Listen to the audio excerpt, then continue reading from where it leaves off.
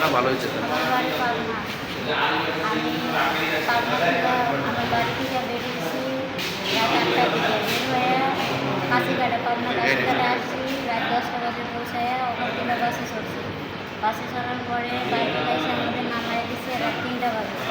নামাই দেওয়ার পরে আমার কাছে 1000 টাকা ছিল। আমি ওই 1000 টাকা বাদ ধরা দিচ্ছি। আর 1000 টাকা আমার স্বামীর পকেটে ছিল। ওই টাকাটা আমার স্বামী কখন যেন পড়ে গেছে বলতে পারে না। পরে ওই টাকা খুঁজে পাই না, না পাইলে পরে এখন আমার বলতেছে আমার পকেটে টাকা ছিল, তোর টাকা তো নাই। তো আমার বলতেছে দেখো তো তোমার কাছে কয় টাকা আছে।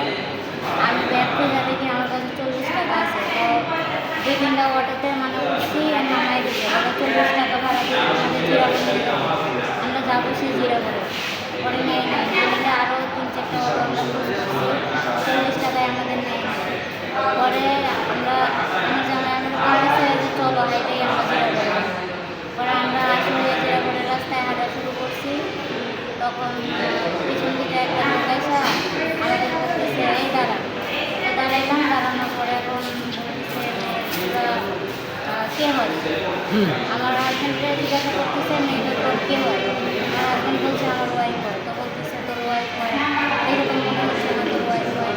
তো আমার হাজব্যান্ড বলতেছে হ্যাঁ আমি 4 বছর ধরে বিয়ে করছি, ফ্যামিলি থেকে আমাদের বিয়ে দিচ্ছে, তো সবাই জানে আমার ওয়াইফ।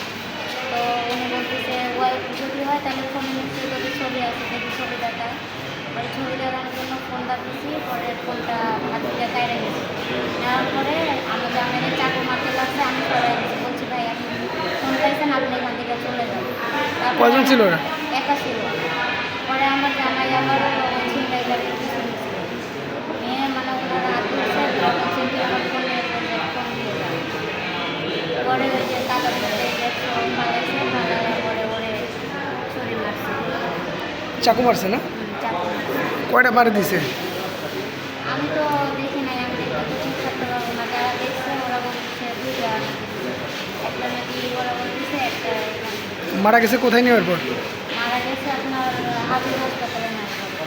হাবিব হাসপাতালে আমি নিয়ে গেছি, তখনই নেবে না তো কেউ। ওরকম অবস্থা দেখে কোনো অটো নিচ্ছে না। পরে আমি অনেকক্ষণ কান্নাকাটি চিল্লাচিল্লি করে পরে একটা অটো মুরব্বি করে একটা অটো মানে আমার নিয়ে গেছে। বলতেছে ওখানে একটা হাসপাতাল আছে, তোমার নামাই দেয়, আবার যদি তুমি ভর্তি করো পরে গার্জিয়ান খবর দিই।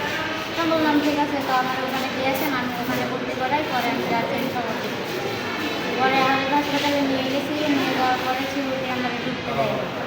আমার বলতেছে সিরিয়াস অবস্থা, এটা এখানে নেওয়া যাবে না। ডাক্তার তো ওখানে আসেই নাই, সিকিউরিটি আমার দেখে গেট লাগাই দিয়েছে।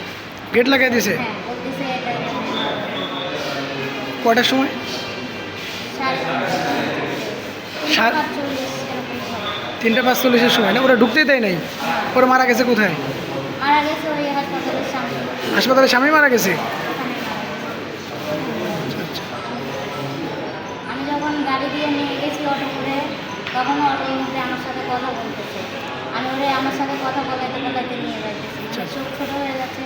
আমি বলছি আমার সাথে কথা বলেন, আমার দিকে তাকায় থাকে। আমি নিয়ে যাইতেছি, আমি ব্যবস্থা করতেছি। তার মানে ওখানে চিকিৎসা হইলে পরে বেঁচে যেত নাকি?